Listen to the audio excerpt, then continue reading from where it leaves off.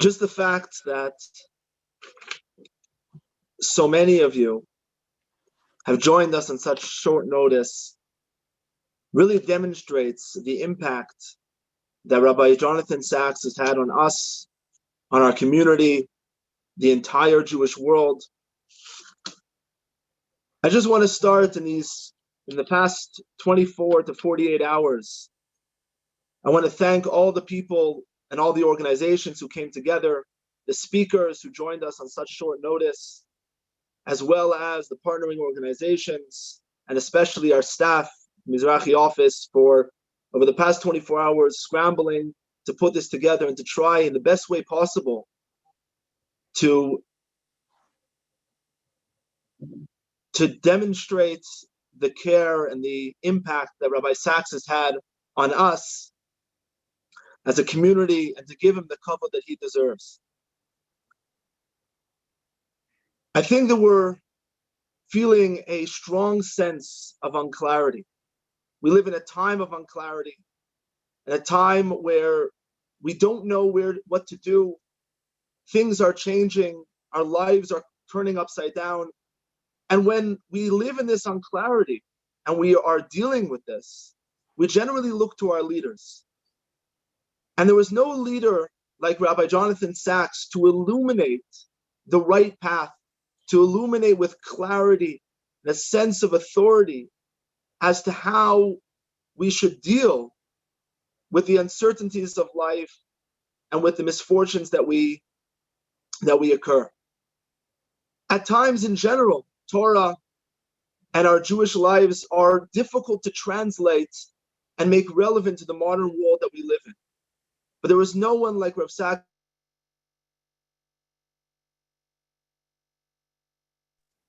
that makes it clear to us how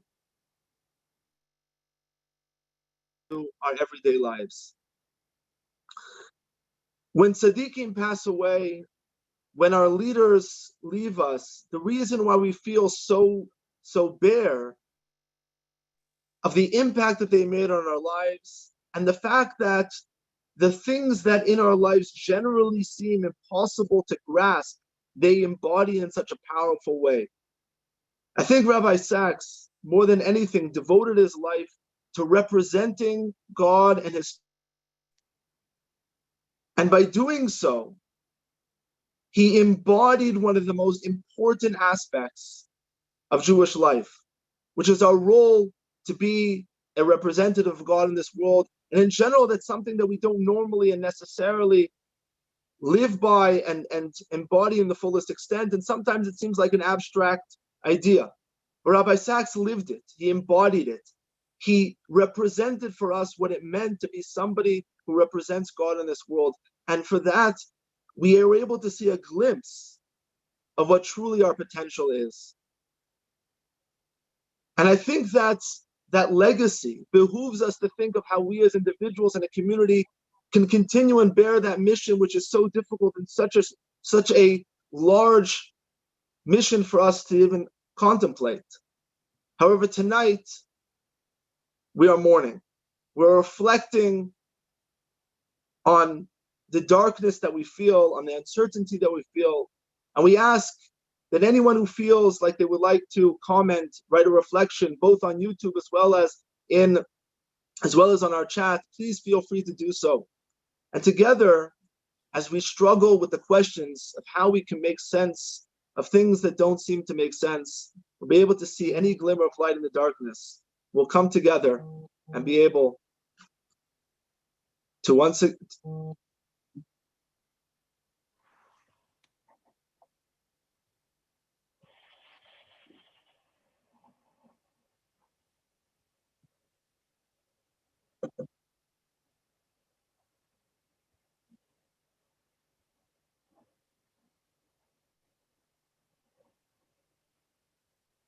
A beautiful quote. You just did. I started off telling you about my parents, and it just comes to mind. I remember my father said to us that the last time he saw you, you remembered my mother had asked you a question, why do bad things happen to good people? And you said to my father, tell your wife, I still don't have an answer for her. I was wondering if you had any more insight. Yes, I do, actually. Oh.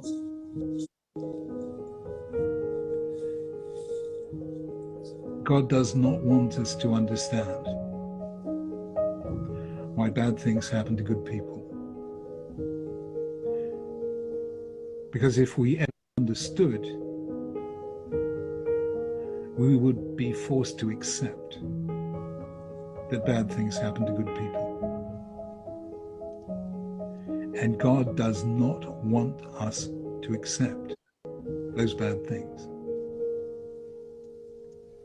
He wants us not to understand so that we will fight against the bad and the injustices of this world. And that is why there is no answer to that question, because God has arranged that we shall never have an answer to it.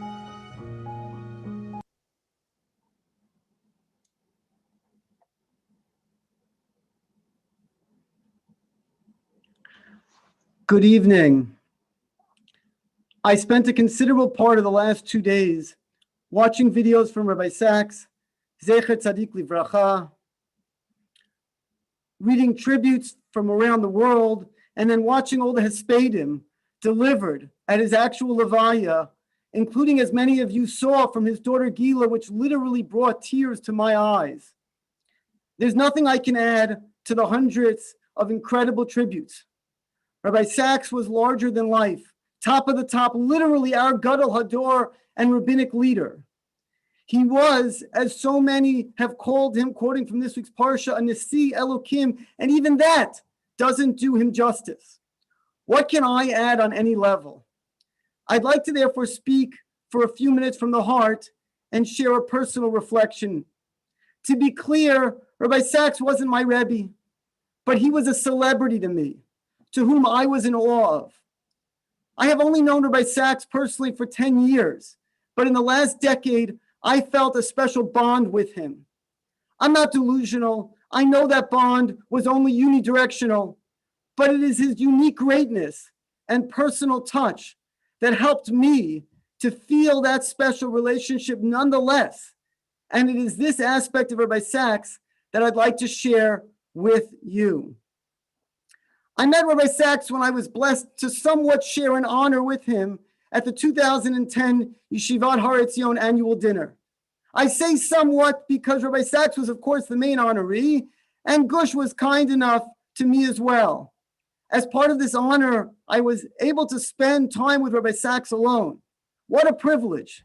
I remember driving to Princeton University, where Rabbi Sachs was scheduled to give a lecture, and we sat together for around 30 to 40 minutes in an office just prior to his lecture. I had come prepared with a long list of questions and topics. What was amazing, though, was the number of questions that he asked me. He asked me about my family and, of course, my job, but he was much more interested in my goals, my hopes and dreams, and my aspirations. He was clear. He loved Jewish educators and rabbis, and he saw it as a priority to make time for them. And he told me that if I ever needed anything from him, I could always call upon him. The conversation was indescribable. One of the questions I asked him was about my career direction and how do I know if I'm really making an impact and making a difference in the lives of others.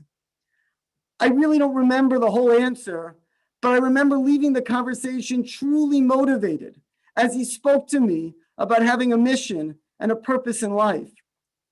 In the years since then, I was blessed to spend Pesach with Rabbi Sachs and his family twice. He was the guest speaker that everyone, of course, joined the program to listen to, and I was excited to give the Daf Yomi Shir and a few other drashot. I remember being incredibly nervous each day of Yontif as I had to deliver a drasha with him sitting and listening attentively. But he was so gracious, complimentary, and made me personally feel so special. 4 years ago, our students of Ulpana and Or Chaim had the privilege of hearing from Rabbi Sachs in our Beit Midrash here in Toronto. Rabbi Sachs davened with us and spoke to our students. Our president at the time, Steve Mayer, told me it was the single greatest highlight of his presidency. It was around Purim time, and Rabbi Sachs spoke about Esther and her ascendancy to the throne. Rabbi Sachs repeated over and over again, Mi yodea im la'et kazot higat lemalchut. Literally, who knows if it was just for this moment in time that you reached this royal position. And Rabbi Sachs went on to speak about Viktor Frankl and Eddie Jacobson, in all three cases giving stories to emphasize that people are placed on this earth to impact the world and make a difference. And it is our responsibility, Rabbi Sachs charged us all, to seize upon those opportunities. His speech 4 years ago at Or Chaim was spectacular, beyond words. And I felt during the entire 20 minutes of his speech that he was speaking directly to me. And I can assure you, I was not alone. Many, many others in that room also felt that he was speaking directly to them. And that's one of the aspects that is so remarkable about Rabbi Sachs. Rabbi Sachs has passed away way too young. He was in the middle of many projects, and he had so much more to accomplish. Rabbi Sachs is completely irreplaceable and will be missed by so many. I know that he will do everything he can to be a Melit Yosher for the Jewish people and the entire world. At this stage, I have the unique privilege to introduce our keynote speaker for this evening, an individual who needs no introduction, as he is one of the most sought after rabbinic leaders, speakers, and mentors today. On behalf of Mizrahi Canada and all those listening this evening live right now, as well as the thousands who will undoubtedly listen to your recording, Rabbi Schachter, thank you for joining us and agreeing to share a few words of tribute and remembrance.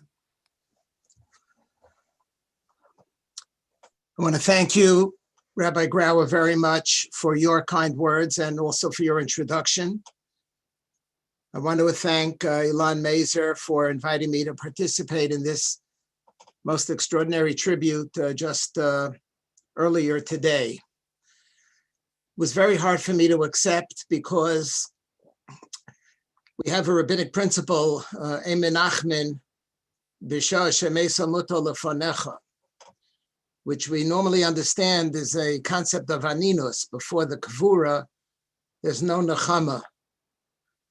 But I personally am overwhelmed with shock and despair at the passing of Rabbi Sachs. I knew that he was ill. I had no idea he was that ill. And I was totally taken aback. I just simply could not believe that he is no longer with us. I think all of us know, and Rabbi Grauer and Ilan Mazer earlier made reference to the larger-than-life space that Rabbi Sachs occupied. His contributions to the general world, to human civilization, to the Jewish world, somewhere around 30 books, general and Jewish. The Haggadah, the Siddur. I don't know how many of you know that there's a Chumash coming out shortly with his Perush, with his commentary on the Chumash, also by Koren. Several Parsha series, his countless articles, his speeches, the eloquence. He was a philosopher, a theologian. He was a public intellectual of the highest order. And from what I understand, the rest of the program will be other participants will be sharing some thoughts and also some YouTubes, as we saw just a moment ago, to remind us of the intensity of the loss that we have sustained. I would like to focus in two directions. First of all, personal. I had a very close relationship with Rabbi Sachs. We weren't really friends, but we had a close relationship. He was in our house when I was a rabbi in Manhattan. My wife Yocheved and I hosted him at the Jewish Center. We hosted him in Brookline, Massachusetts. We hosted him in our home in Teaneck, New Jersey, him and Lady Elaine. I was in his home in St. John's Wood in London. We shared the platform on many occasions. And I feel a profound, deep sense of loss, not just on behalf of Klal Yisrael, but also personally. It's just incomprehensible to me to be able to believe that we will not be speaking to one another again. What I want to do is extrapolate from his life messages that are relevant to each of us. You know, it's one thing to say he was so amazing, that he was incredible, that he was so gifted, but what does it have to do with me? So what's my takeaway from that? You know, last I checked, I'm not so gifted, I'm not so incredible, I'm not so articulate, I'm not so well-spoken, I'm not so brilliant. Okay, chaval al da'avdin. So I'm sorry that he's not here anymore. But I thought long and hard today, after I decided to accept Ilan's invitation, to try to extrapolate from his life. So what's nogea to me? How is this going to affect my life? And I have a few thoughts that I want to share with you that speak to me, and I hope through me to you. Number one, Rabbi Sachs's life teaches us that one person can make a real difference.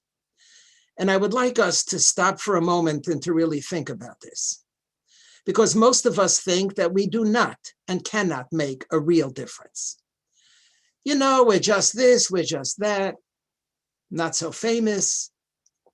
I'm not a big communal leader. I don't really think I could make a big difference. Chazal tell us that Rabbi is Mechayev the Ashirim and Hillel is Mechayev the Aniyim. One person can make a profound difference. And I really want to think about this. Each one of us in our own lives. Mamish, I'm talking to each one of us. I just looking now, there are 445 boxes that are open on this Zoom call, which means there are probably 700 people. Each one of us often are confronted with a situation, and our general default is, what can I do? And the answer is, you could do something. I'm not talking about getting on CNN, and I'm not talking about talking to the Queen of England. I'm talking about each one in our own lives. We could make a difference. Rabbi Sachs made a difference. He made a difference in his way. The power of one person to make a difference. And I would hope that that is something that we can internalize very profoundly. Number two, Rabbi Sachs was a Mavakesh. Rabbi Sachs's whole life was a Mavakesh. He was born into a relatively non-observant home, certainly an unlearned home, Jewishly, and I think even general. And he clawed his way, he came to Cambridge University, he decided he was going to be a philosopher.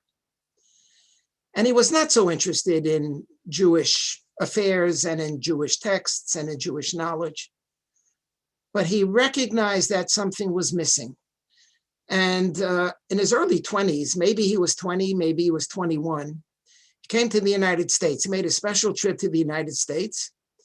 And he came to the United States in particular to see two people. He wanted to see the Lubavitcher Rebbe, and he wanted to see Dr. Norman Lamb. And he made appointments with them, and he went to see them. And that changed his life. And what changed his life was an encounter with people who inspired him to look beyond where he was. And this is a characteristic that he had with him his whole life. He was extremely curious. When he came to our house, he went straight to the bookcase. He wanted to see, is there a book here that I don't know anything about? And he sat and he read, and he was read. He was very curious and very interested and always wanted to learn. That's a big takeaway from us. Not to be complacent and not to be satisfied where we are, but to be a mavakesh, where we are is not necessarily where we want to be or where we should be. We could do more, we could learn more, we could know more, we could be a mavakesh in terms of ben adam lamakom, we could be a mavakesh in terms of ben adam lachavero, in terms of our Jewish knowledge, our worldly knowledge, not to be complacent. That was something that was extremely important to him.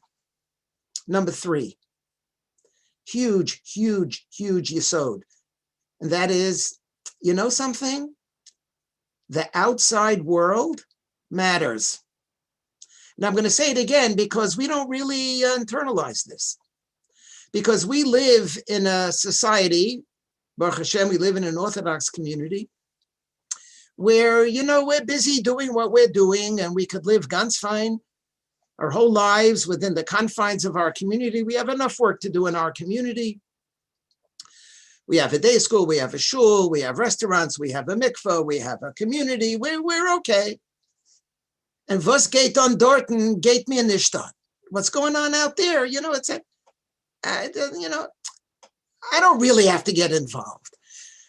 Rabbi Sachs taught us that that is short-sighted, that the world outside matters. Rabbi Sachs told me that when he became chief rabbi of England, he made a very powerful, significant, and conscious decision. He said that Jews don't need a chief rabbi. The Jewish community in England, United Synagogue, doesn't really need a chief rabbi. So Baruch Hashem, every shul has a rabbi. Baruch Hashem, there's a Bezdin, there's a London Bezdin. You know who needs a chief rabbi? The Goyim need a chief rabbi. I'm going to be the chief rabbi for the Goyim. And that's what he devoted himself to. And he became a spokesman for Jewish values in the public marketplace. He became a spokesman for human values in the public marketplace. I'm not only talking about BBC. I'm talking about the Daily Mail. I'm talking about the Telegraph, the Times, the Evening Standard. He was out there speaking to the world and bringing the Jewish voice to the world. Now, we're not going to do that. The London Times is not going to publish my article. But what can we do to affect the world? Not just our own Daled Amos. I know we have a lot of work to do in our own Daled Amos, but the world matters. And what are we doing? Each one of us. So you're not a rabbi, and you're not a president, and you're not a prime minister. You're a Vaylayit, a wonderful Jew. What can each wonderful Jew do to the world at large? So do you have non-Jewish neighbors? Do you talk to them? Do you engage them? Do you model for them? Something.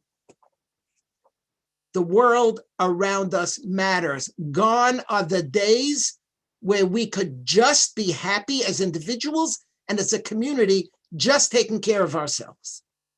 And he was the master. Chaval al da'avdin. I don't know anyone else in the world who was able to do what he did and commanded the respect that he commanded across all barriers of the world in which we live. That's number 3.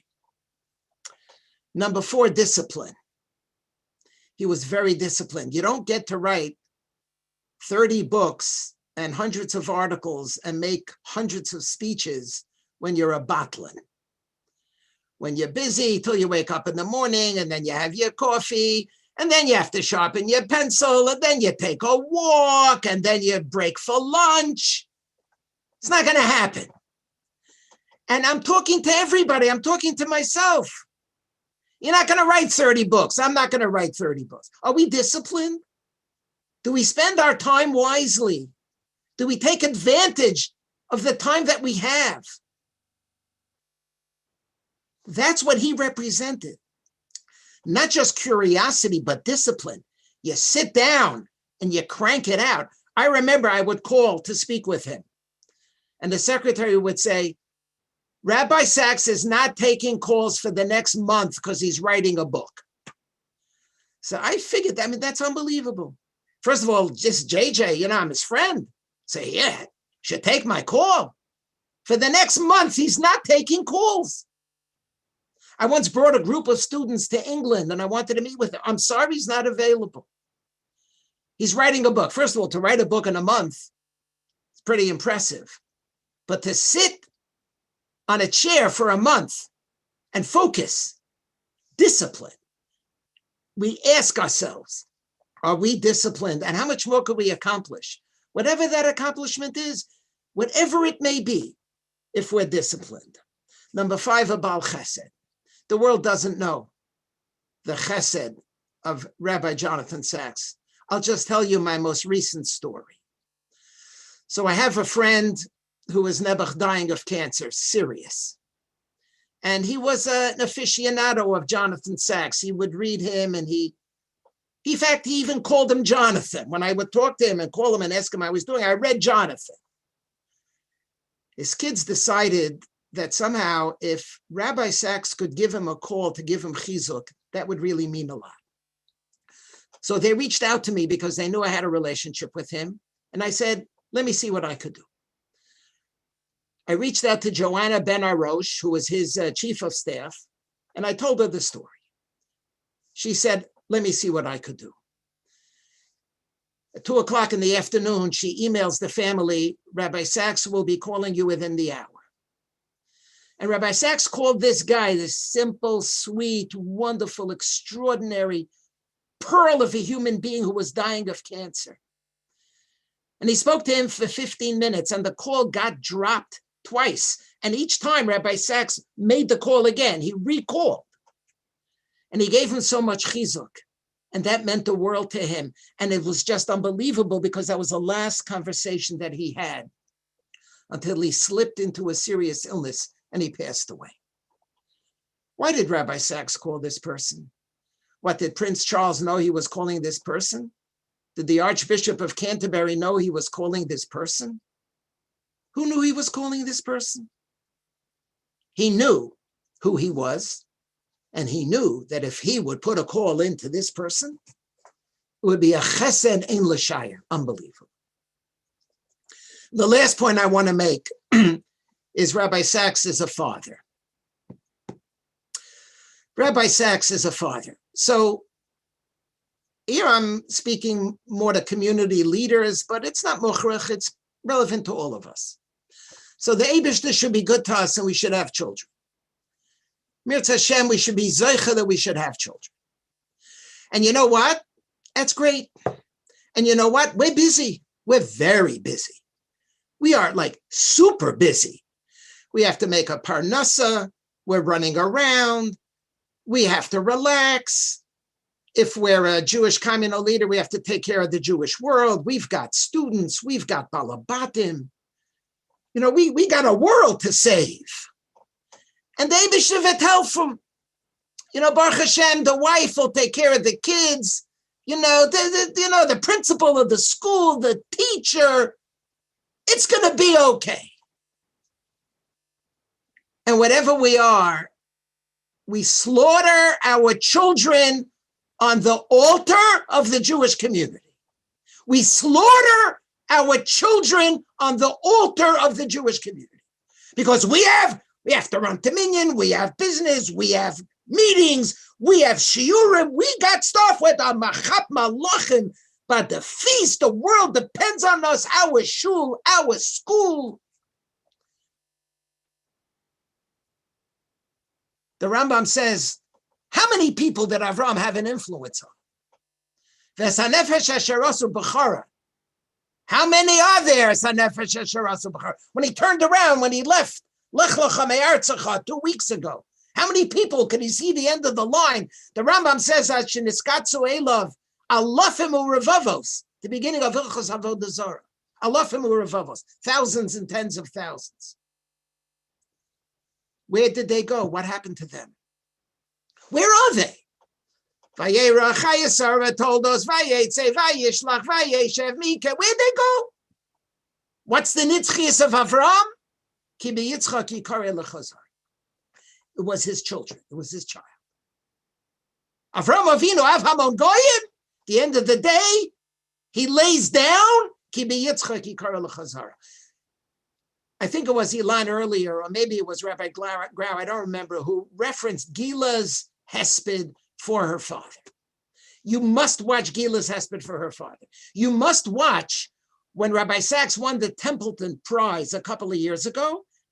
You go Google Jonathan Sachs Templeton Prize. There was a surprise guest. Gila gets up for 6 minutes and talks about what her father meant to her. I would imagine Rabbi Sachs was busy. I imagine Rabbi Sachs had what to do. Rabbi Sachs had to call somebody 6 hours before he went into a coma because he wanted to do a chesed. He had what to do. He didn't slaughter his children on the altar of all of his accomplishments. I beg you, mother, father, don't slaughter your children. If Rabbi Sachs can raise children who speak with such love and affection and warmth about their dad, we could take a mussar from that. What are our children going to say about us? What are our grandchildren going to say about us? We should learn from his example. And this is the way I thought I could best try to carry forward the lessons that we learned from him. Number one, a person can make a real difference. Every person, each one of us can really make a difference. Ba'asher heim sham. Number two, to be a mavakesh. Don't stop where you are. Number three, the world matters. The world really matters. The outside world, the Gentile world, the non-Jewish world matters to us as Jews big time in 2020, 2021. Number four, discipline. You want to accomplish something, be disciplined. Don't fritter away time. Number five, be a Baal Chesed. Be a Baal Chesed. The Rambam calls it Chesed Shebeguf, not writing out a check, but a Chesed Shebeguf. And number six, be a good parent. Be a good parent. We remember him. We miss him. I'm still totally flummoxed by his passing. I can't even begin to be in a position to assess what it is that he accomplished, bigadol. But I thought if we could bring him to us in ways that would be meaningful, that would be a contribution this evening. I'm sorry I don't know his father's name. Maybe one of you do know his father's name. His mother's name was Liba. We were saying Tehillim for him. Yaakov Yitzchak, Harav Yaakov Yitzchak ben Liba. David Aryeh, ben David Aryeh. Ben David Aryeh, thank you, Rabbi Strachler. Harav Yaakov Yitzchak ben David Aryeh v'Liba. Tehei nishmaso tzura b'tzura achai.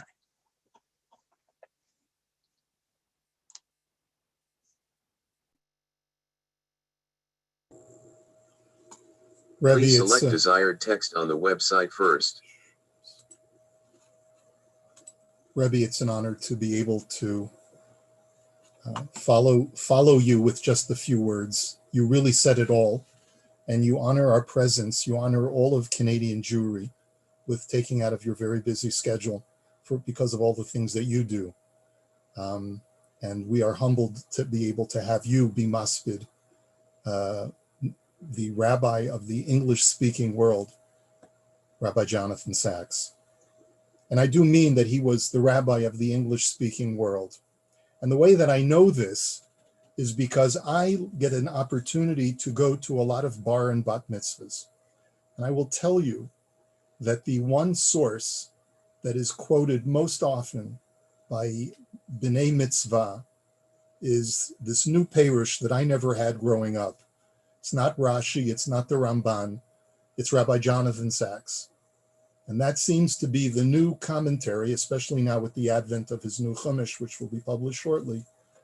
He was the English-speaking world's rabbi. And as our Rebbe, Rabbi Schachter, just got through saying, he was truly an ambassador to the world for the Jewish people.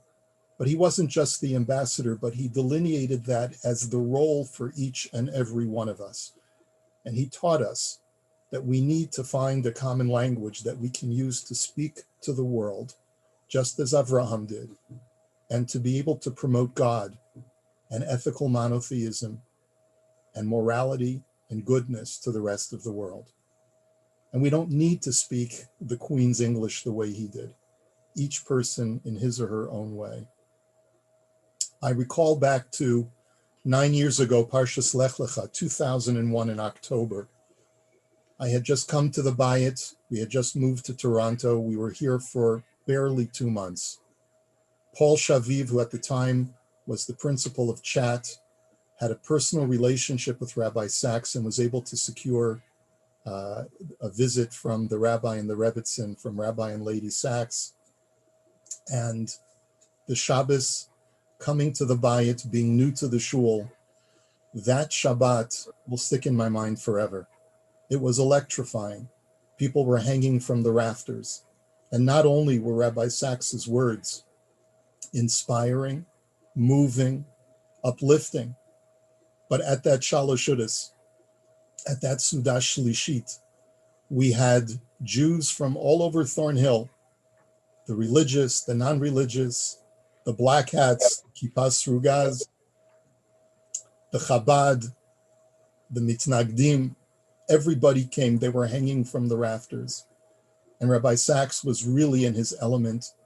He was taking it all in, delighting in the energy of Klal Yisrael in that room, of a united nations of Jews, that he delighted in being able to be a part of, to sing Mizmor LeDavid with, to hold Tish, as it were, like a Hasidic Rebbe, but then to be able to say words that were electrifying, magnetizing, and uplifting all at the same time.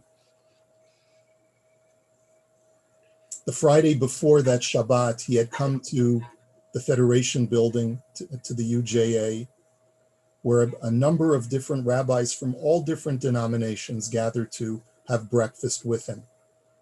And I tell you that he had the uncanny ability, despite the fact that he was an Orthodox rabbi with a kippah, a big black velvet kippah, he had the ability to make every single rabbi and Jewish leader feel cherished and respected as if they were of his own camp and of his own stripe.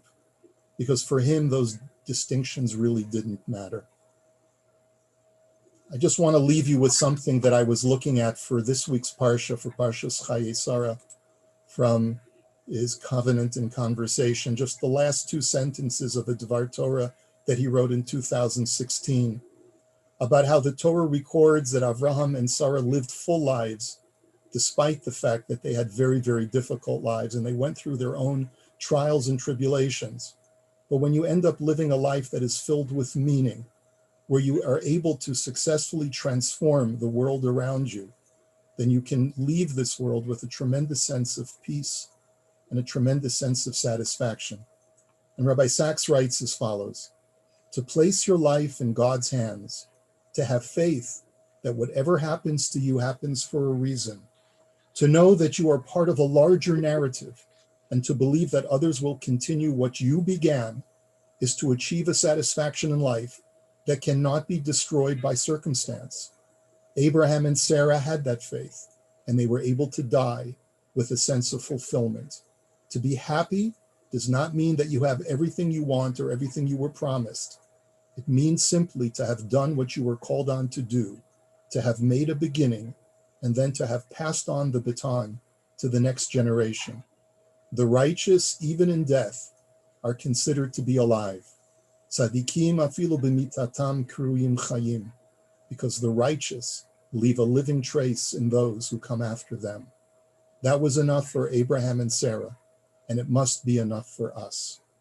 And I'm sure that it was enough for Rabbi Sachs. Tehei nishmatot tzurura b'tzror hachayim. We will surely miss you, Rabbi.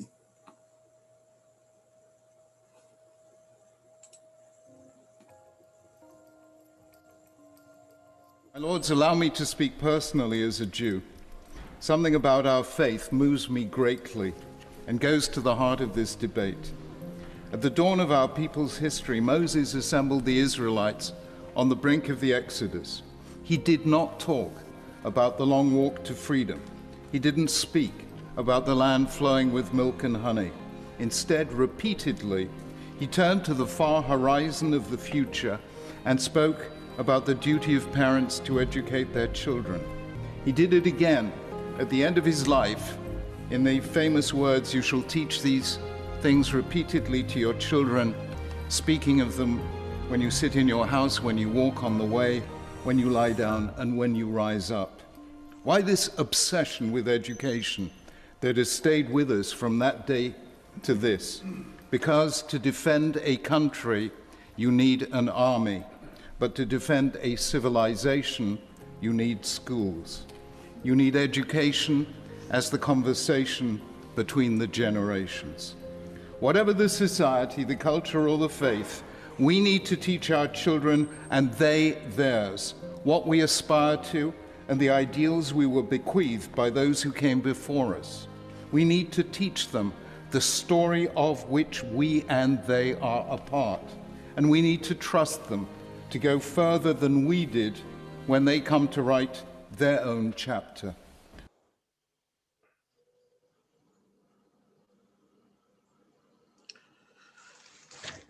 Good evening, dear colleagues, worthy colleagues, and ladies and gentlemen who are joining tonight on this terribly sad occasion.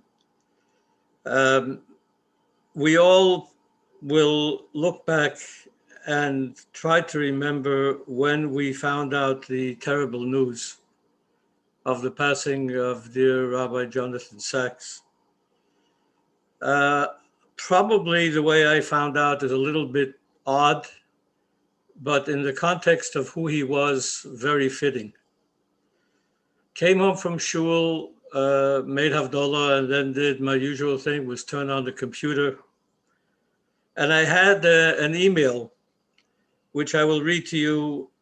The email reads, "My deepest sympathy on the loss of Rabbi Sacks. I was frequently moved by his reflections on life and the role of faith therein. May his memory be a blessing for many. Sincerely yours." Now, this email was sent on Shabbos, and you will be happy to know that it was not sent by a Jewish person. It was sent by the Archbishop of Ottawa, Cornwall, Archbishop Terence Pendergast.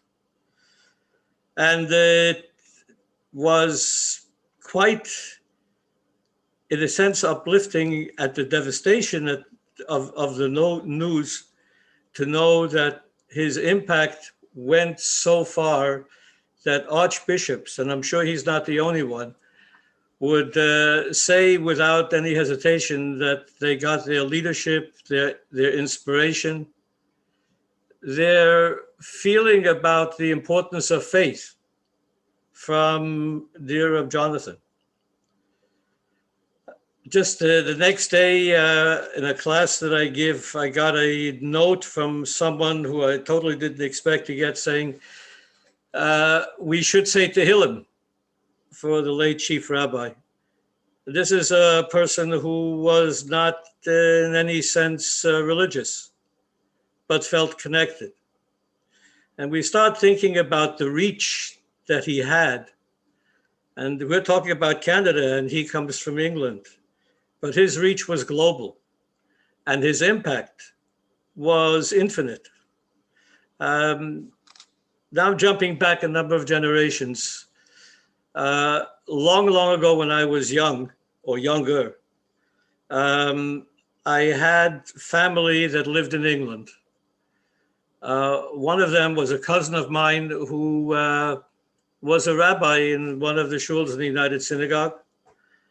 And through that connection, he was very close with Rabbi Sacks, and I was very close with my cousin, so Chaver Chisle. So almost by mathematical definition, I became much more conversant with and had many occasions to meet Rabbi Sacks, saw him often during those years. And I was privy to some of the things that were happening in England that were the forerunner of what he was to become. He was shy, but at the same time, very, very friendly to everyone. And it's hard for us to think of a man of his intellectual prowess being at the same time so easygoing with individuals. There was not an ounce of haughtiness in him, and there was a total embrace of humanity. Didn't matter where. And I remember during that time, I mean, some people who go back a long time here remember Lahavdil Trudeau-mania. I lived through, when I was in England during those times, what we would probably call Saxmania. There was a great conference. I think Rabbi JJ did. Rabbi JJ may have even been at this traditional alternatives conference that was back, I don't know, maybe 45 or 50 years. It was the first time, I think, that the world at large had a little bit of an exposure to this incredible human being and outstanding leader.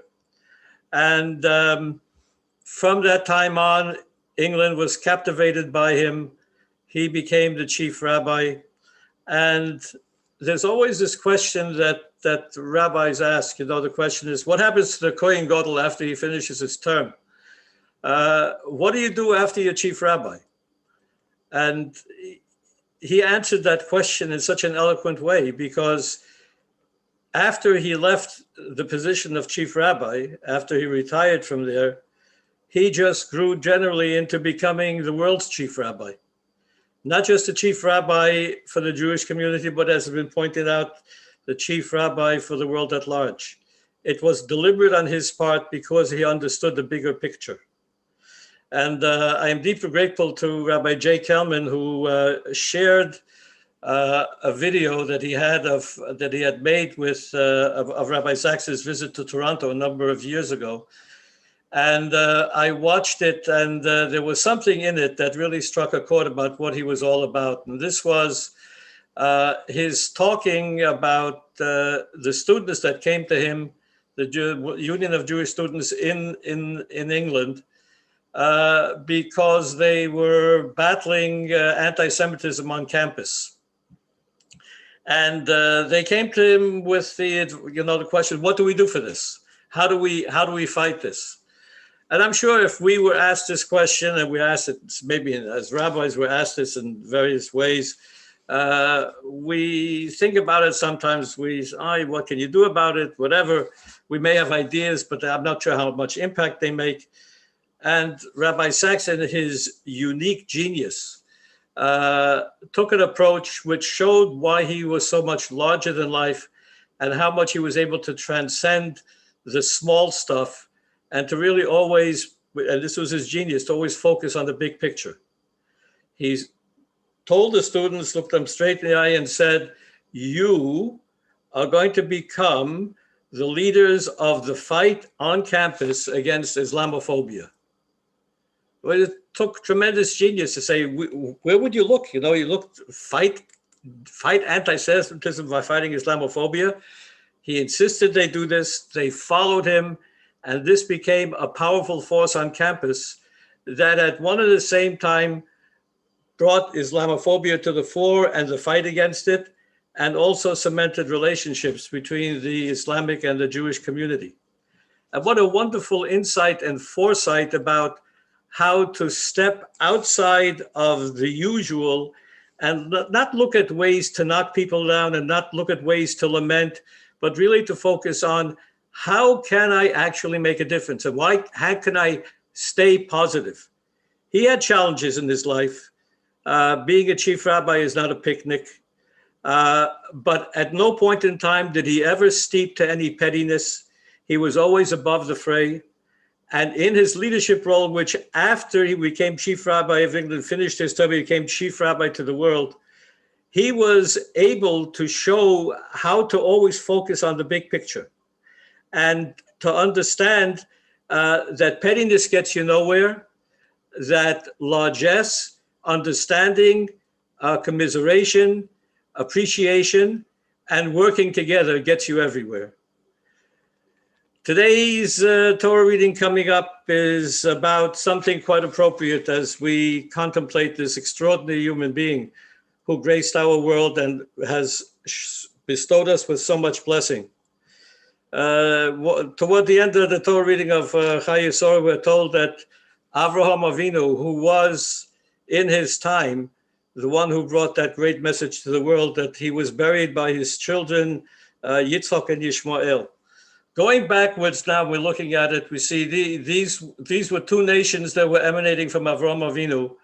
And with all the differences that they had, when it came time to acknowledge the greatness of their father, they were together because they realized how much of a difference he made for the world. This we recognize today doesn't make a difference. We come from the Jewish community, from the Muslim community, the Christian community, any community. Religion has been ennobled by dear Rabbi Dr. Jonathan Sachs. We all have been uplifted and inspired by him. And we all recognize that he has made this world such a better place for so many people, an incredible life of an incredible human being. Yehi Zechro Baruch.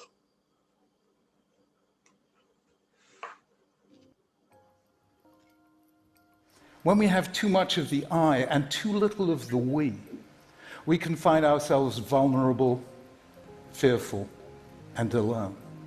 It was no accident that Sherry Turkle of MIT called the book she wrote on the impact of social media Alone Together. So I think the simplest way of safeguarding the future you is to strengthen the future us in 3 dimensions: the us of relationship, the us of identity, and the us of responsibilities. And wherever you encounter the word self, substitute the word other. So instead of self-help, other help. Instead of self-esteem, other esteem. And if you do that, you will begin to feel the power of what for me is one of the most moving sentences in all of religious literature. Though I walk through the valley of the shadow of death, I will fear no evil, for you are with me. We can face any future without fear, so long as we know we will not face it alone.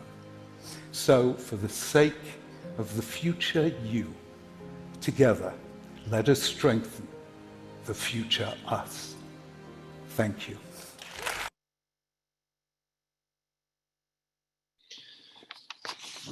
It's very challenging seeing Rabbi Sachs in that video presentation and not having a broken heart at the just disbelief that he's actually gone. Every time Rabbi Sachs would speak, he would say a Devar Torah. Sometimes if he was speaking to a non-religious crowd, he would almost apologetically open up with, forgive me, it's an occupational hazard, I'm chief rabbi, I have to share words of Torah. Whenever he spoke, he shared words of Torah. And I will follow my teacher. You know, we say in the Shema, V'shinamtam levanecha v'dibarta bam, you shall teach these words to your children. And Rashi, Shinamtam levanecha, who are your children? Elu hatamidim, these are your students. Shematzinu b'kol makom shetalmidim kurim banim, because we find in every place that students are called children. And Rashi goes on to say something fascinating. Kashem shetalmidim kurim banim, kach harav karui av. And just as students are called children, so the person who is your teacher is called father. We have lost our spiritual father, and it is so heartbreaking. It is so sad. We have lost our beloved father. When I was invited to speak yesterday, I was asked what I would want to speak about, and while my mind was pulled in many different directions, I'd like to say that Rabbi J.J. Schachter touched on everything that could be said, and it's a humbling privilege to share a platform with him. About and share was Rabbi Sachs's dedication and passion to his students, to his Talmidim. He showed an uncharacteristic interest in people that he sometimes barely knew. And yet, if there would be an email correspondence a telephone call, some type of request to follow up after a lecture or a book that had been read. He was fascinated and hungry to meet that individual, to invite them to his home, to sit with them, to get to know them, and to encourage and to foster a sense of their own potential in this world. And on a variety of occasions, my own personal experiences with him, of all of his greatness in Torah learning, his greatness in secular wisdom, his greatness in being a public orator, his greatness in being able to frame and articulate the Torah for today's generation, his ability to communicate with the non-Jewish world, his kindness, for all of these attributes.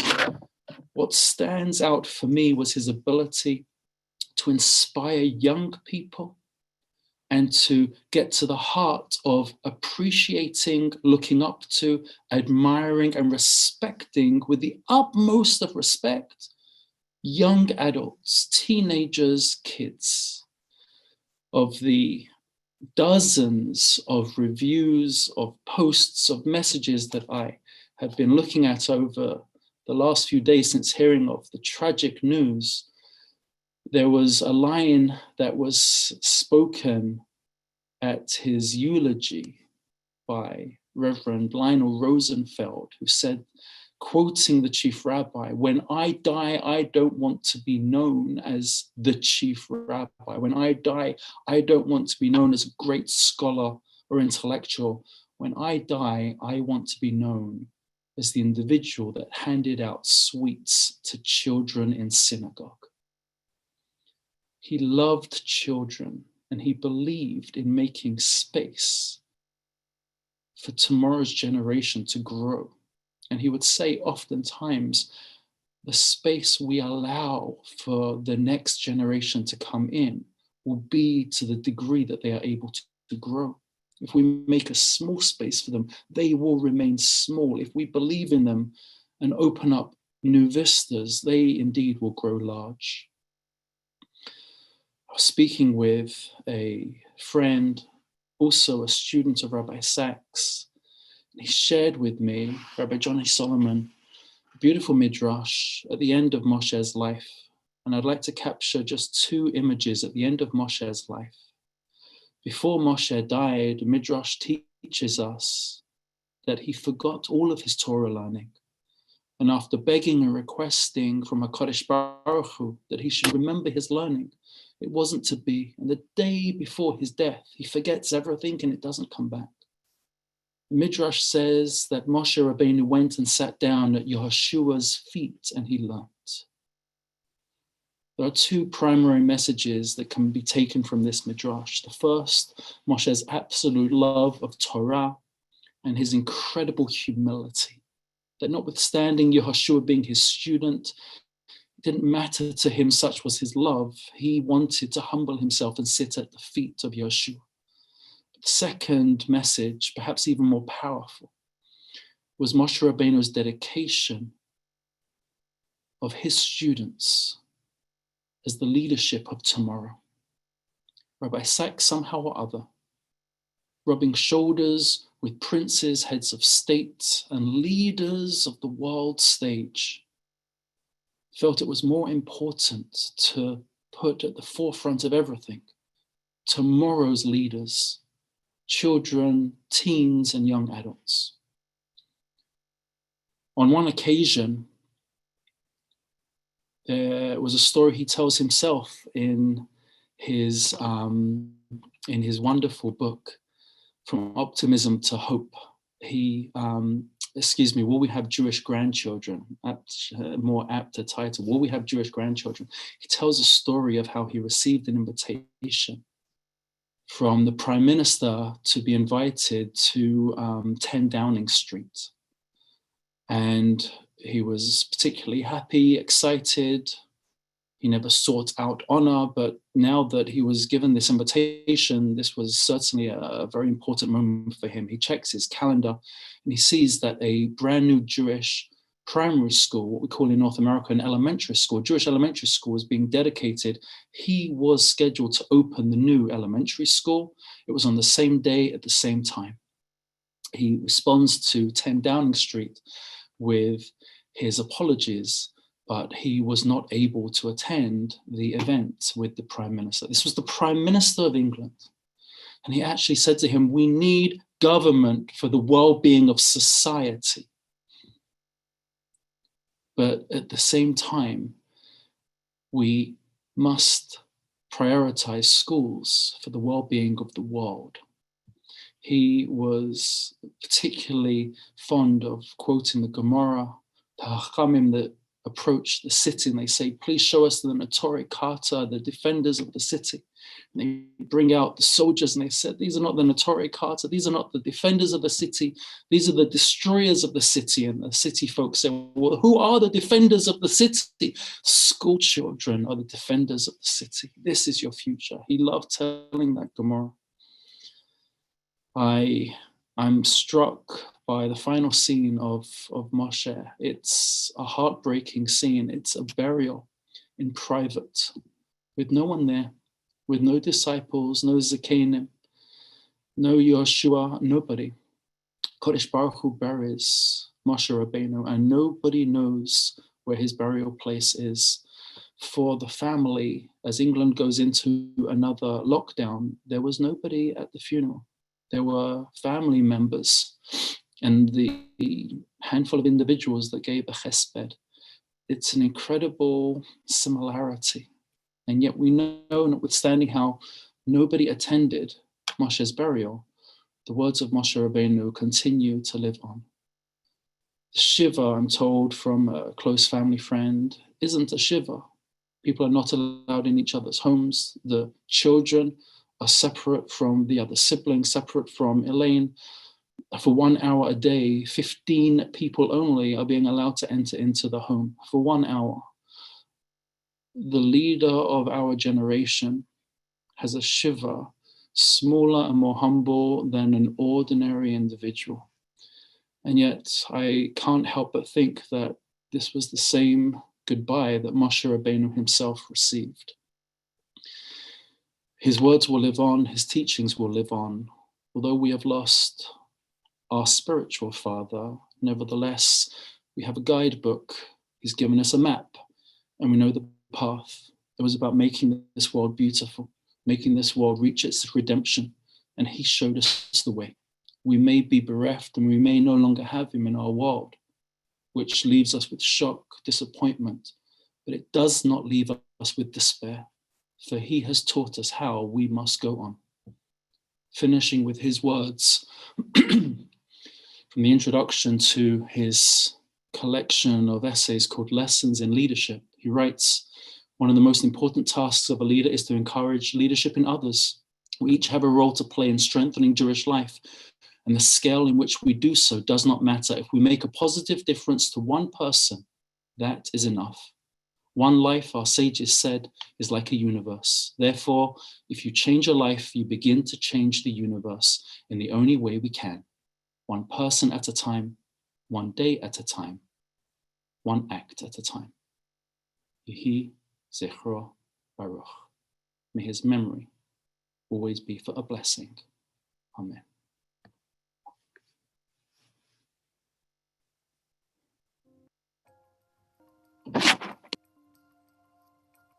Let me be very, very blunt with you. I had no ambition in life to be a leader at all. None. My biggest aspiration was to be an accountant. You see before you an accountant Monkey. However, when I was 20 years old, I came to the United States. At the end of my second year, I was a sophomore at university, and I met a very great Jew. His name was the Lubavitcher Rabbi. Menachem Mendel Schneerson. And I sat with him for half an hour or so. And, I wanted to see him because I was studying philosophy. I was not studying anything Jewish. And studying philosophy, I had many questions of faith. So I came to the Rabbi and I asked him many questions. And the Rabbi did something very unusual in that conversation. After a few minutes answering my questions, he did a role reversal and started asking me questions. You're at university. What are you doing to bring Jews into Jewish life? How many Jews who are students with you at Cambridge are actually coming to the Jewish society? What are you doing about this? And I began a sentence. In those days, I was more English than I am today. I began my sentence in a really English way, in the situation in which I find myself. And the Rebbe actually did something very unusual, cut me off in mid-sentence and said, you don't find yourself in a situation, you put yourself in a situation. And if you put yourself in a situation, you can put yourself in another situation. And I suddenly realized he was challenging me to be a leader. And at that moment, I realized that people had got the Rebbe wrong. They saw him as a great Hasidic Rebbe with thousands of followers. I suddenly realized that was the least important fact about him. And I put it in these sentences. A good leader creates followers. A great leader creates leaders. And that's what he did. It's what he did for me.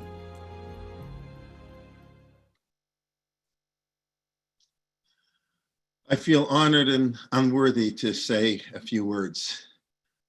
I was thinking about what made Rabbi Sachs, Rabbi Lord Jonathan Sachs, so special that there's so many people here around the world. There's so many people look up to him as the leader of our generation. Just a few thoughts, many of which have already been expressed. Number one, education. He, of course, getting a serious education, but he studied ideas. The idea, the big ideas, the big picture. Following in the footsteps of the Rambam, Chassidus, Kreskis, the Ralbag, the great philosophers of our people. Rabbi Sachs studied the great important ideas, and he knew how to put it and translate those ideas in the cultural language of the day, to speak to the people, the more nevuchim, the people of our time with our own problems. Every generation has its own issues, and Rabbi Sachs knew how to speak to our people. He spoke on the issues of the day, the key issues. Last week, for my birthday, my in-laws bought me a present, his latest book, Morality, Restoring the Common Good in Divided Times. And I think that sums up his life. Rabbi Sachs was a moral beacon. He was the leader speaking to ideas, the broken world, the divided world in which we live, and a voice of reason, a voice of hope, a voice of power.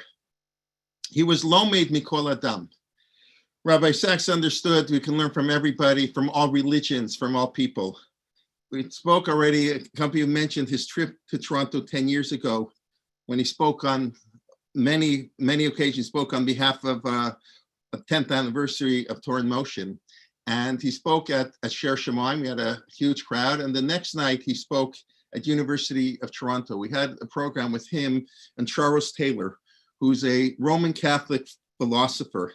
And Rabbi Sachs began the evening by saying how excited he was to be on stage with the philosopher, how much he had learned from him.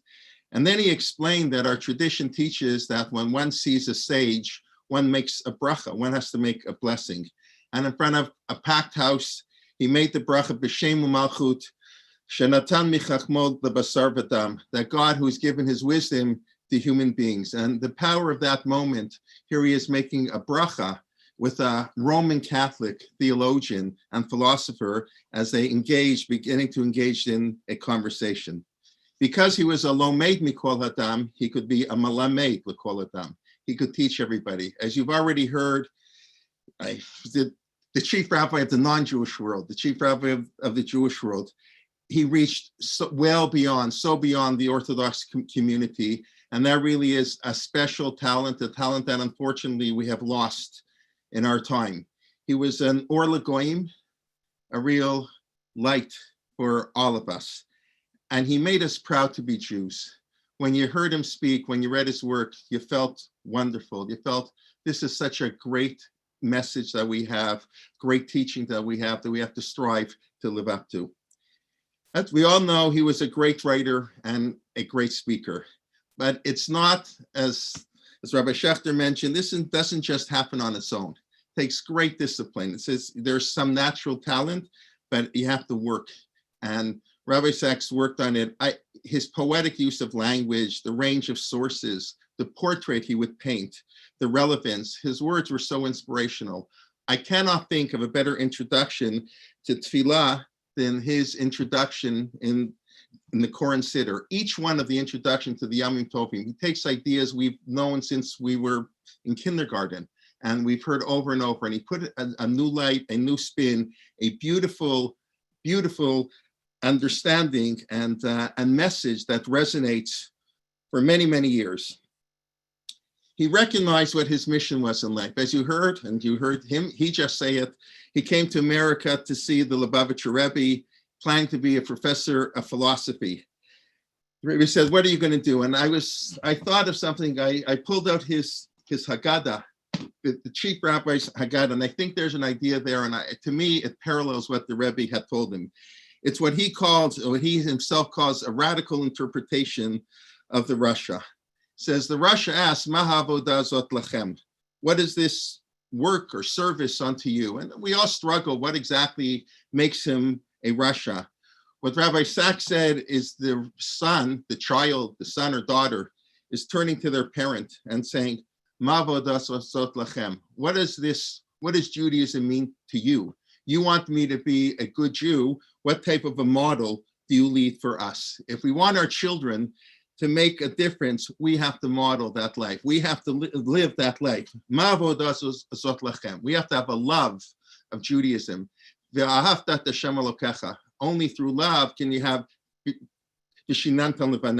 can we teach our children.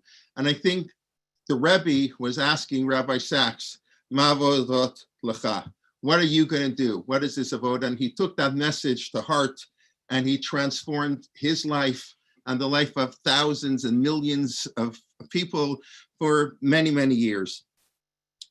I think the best way to honor his memory is to ask ourselves, Ma avodah zot lachem? What can we do to ensure the beautiful message of Torah is central to our life, to the lives of those around us, that we too, as Rabbi Schechter so beautifully demonstrated and spoke about, how we can make a difference in the lives in whatever world that we live in. Tehei nishmato tzura b'tzur hachayim, yehi zichro baruch.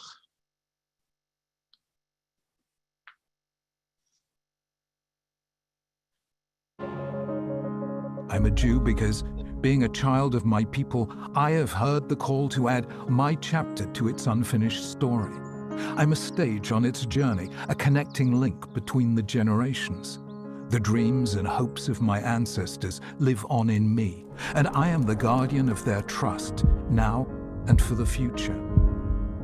I'm a Jew because our ancestors were the first to see that the world is driven by a moral purpose, that reality isn't a ceaseless war of the elements to be worshipped as gods, nor history a battle in which might is right and power is to be appeased. The Judaic tradition shaped the moral civilization of the West, teaching for the first time that human life is sacred, that the individual may never be sacrificed for the mass, and that rich and poor, great and small, are all equal before God. I'm a Jew because I am the moral heir of those who stood at the foot of Mount Sinai and pledged themselves to live by these truths for all time.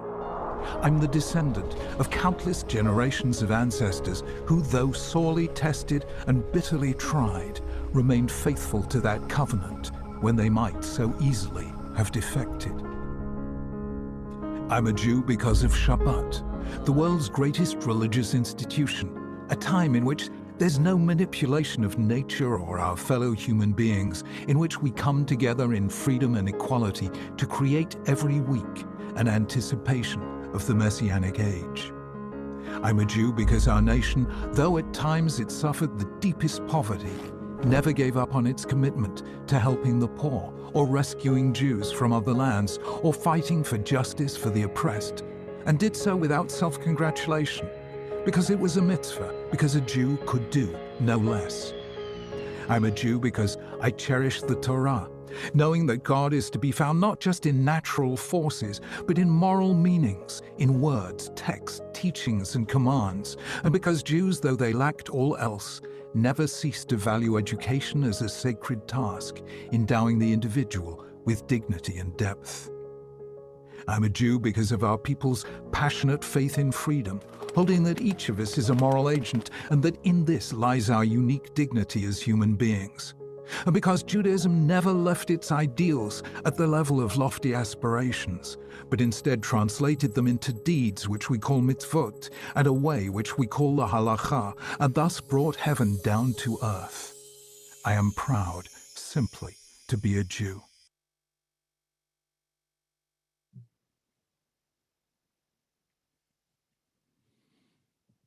I'm humbled the opportunity to share some reflections on Rabbi Sachs, Zichrono Tzadik Livracha, and to be included in this esteemed lineup of speakers. It is Rabbi Sachs who said, in describing Rav Soloveitchik, occasionally in the history of the Jewish encounter with God, a thinker arises who lets us see our ancient tradition in a new light. Like a poet describing an emotion we instantly recognize, but never before were able to articulate. When this happens within a faith, old texts reverberate with new meanings. Acts we had performed unthinkingly and thousands of times stand revealed in their depth and power, as if for the first time we begin to understand why those who came before us did as they did, and we and the tradition are renewed. These words seem strikingly applicable to the great thinker that was Rabbi Sachs. Entering into the almost prophetic world of Rabbi Sachs was like entering into a washing machine of the mind. As we say daily, Rabot machashavot belev ish, many are the intentions in a person's mind, Rabbi Sachs translates in his siddur. Vatzat Hashem hi takum. But the Lord's plan prevails. With brilliance, eloquence, and regalness, Rabbi Sachs shook our mind, scrubbed our thoughts, removing the smallness and pettiness that infested our heads. One then came out clean, refocused on the most important priorities of our time, God's priorities, and God's enduring plan. What he was for the collective, he was for the individual. Just over 4 years ago, on his last visit to Montreal, I had a serendipitous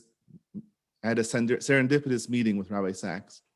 I was tasked to drive one of my greatest heroes from his hotel to his first speaking engagement.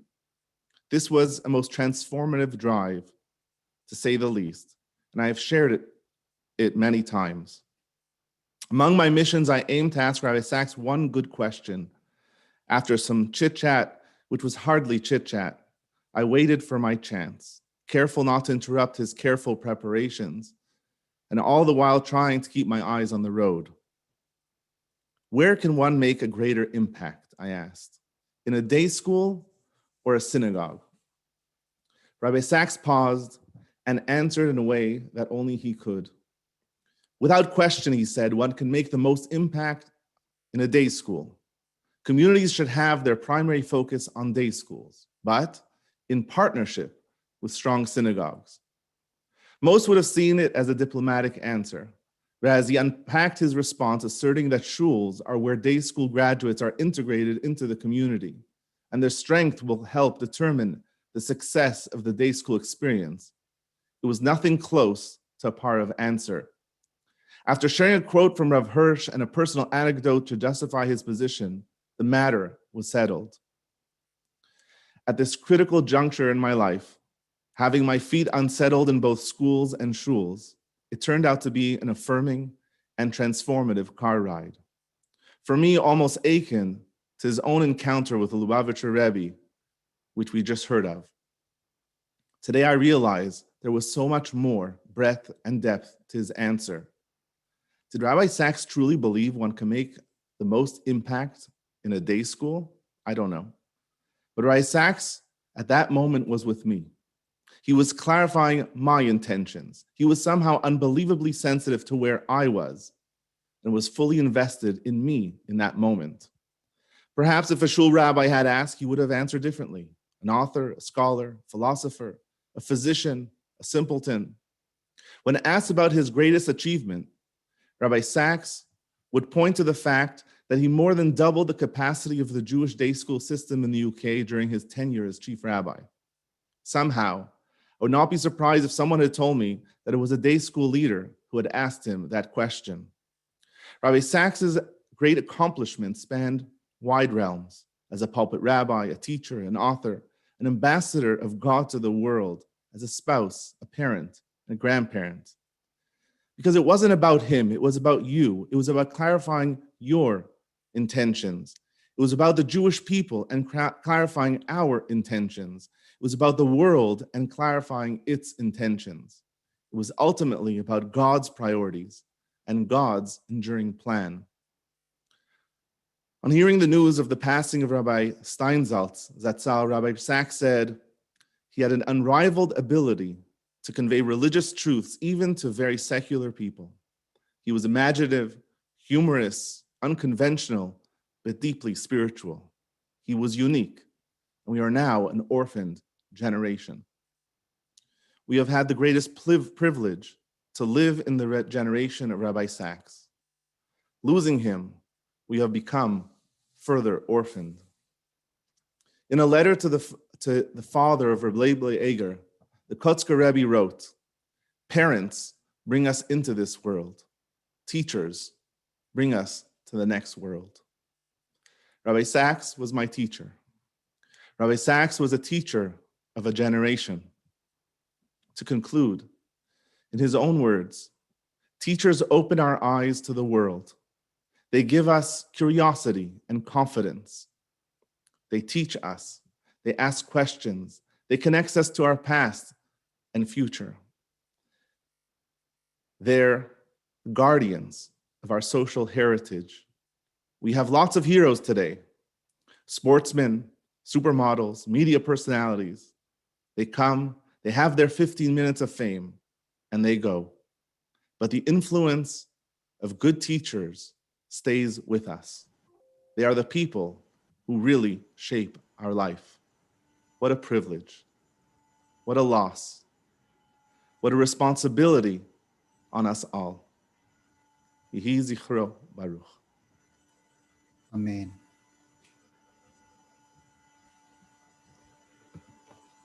Rabbi Sachs told many stories. One such story relates to the length of a life. He said, "My bubby used to go around wishing everyone, may you live to be 120 and 3 months. She was asked, why the extra 3 months? She responded, I don't want you to die suddenly.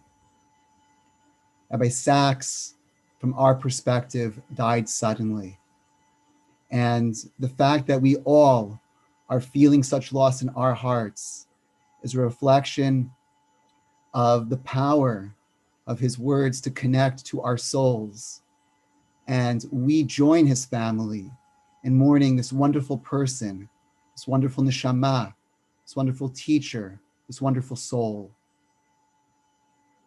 We mourn the greatest ambassador of Jewish ideas and values in modern times, if not in history.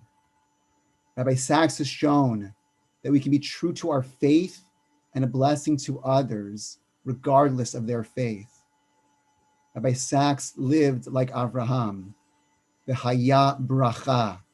He was a blessing to the millions who read his words, and to the millions whose lives were changed through the influence that he employed. I'd like to speak for a couple of moments about those ideas and values that he championed. Lawrence Summers said about the United States that the United States has always been governed by the authority of ideas rather than the idea of authority.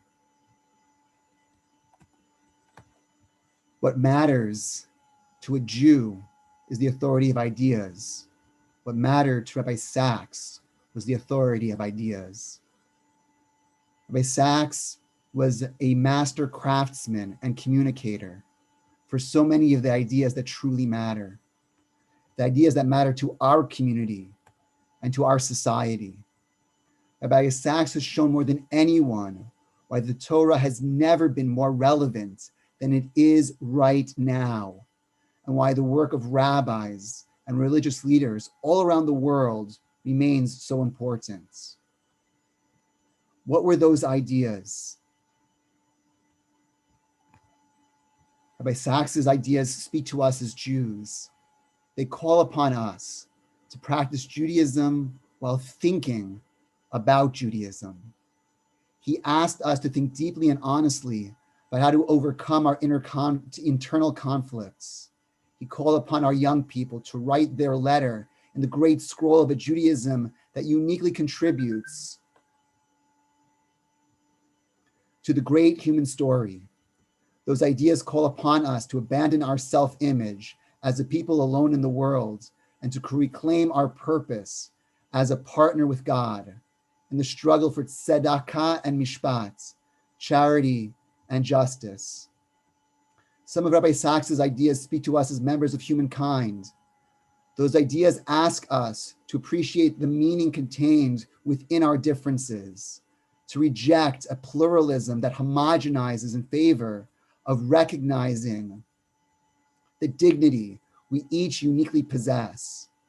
Those ideas ask us to appreciate how science and religion are partners in the pursuit of truth. Each asks different but essential questions. Science asks what is, and religion asks what ought to be. Those ideas ask us to appreciate the eternal power of religious community, to foster altruism and helping us work together for the good of our group. But those ideas also ask us to question how religion creates boundaries around our groups and how this groupishness can blind us to our common humanity. Rabbi Sachs's ideas were and are powerful, and they are demanding. They ask things of us. They demand thoughts and they demand action. They ask that not only countries be governed by the authority of ideas, but that we too, as citizens and as Jews, be governed by ideas. We say in this week's Parshas Chayei Sarah, that Avram was a Nasi Elokim, a prince of God. Rabbi Sachs has taught us how the descendants of Avram can still be that Nasi Elokim in this day, with all its complexity and with all its challenges that we carry with us in the Torah of Avram Avinu, the ultimate dignity and nobility, that each of us has the power to be a Nasi Elokim, if only we follow in the example of Avram Avinu, in the example of Rabbi Jonathan Sachs, Vayikra b'Shem Hashem, if we call out in God's name, as Avram did, and as Rabbi Sachs did. There are so many lessons that Rabbi Sachs leaves us. I'd like to leave you with one more. Our Torah contains everything in it. It is relevant in every generation. Hafoch ba v'hafoch ba kikula ba. That we can take pride, not just in what Rabbi Sachs taught, but from the place from which he taught it. When we think about the heritage that we carry with us, we must understand that we have the very same recipe book, that we have the same tool chest as Rabbi Sachs had. And that's all of our tool chests. That's something that we carry with us. That's something that's taught in all our day schools, in all our shuls, something that we carry from the past and into the future. Rabbi Sachs shows us that we too can be that Nasi Elokim, that we too can be Korei b'Shem Hashem. And so let me close with giving you a bracha, the bracha of Nechama, that you should have comfort as all of Am Yisrael mourn this great teacher, this great person, this great neshama that connected to all of our neshamot through his teaching. And may we also carry on his legacy to cry out proudly before all the world that God still matters. And may we, each of us, continue to call out in God's name. Yehi zichro baruch. May his memory be for a blessing, and may each of you be a blessing because of his memory.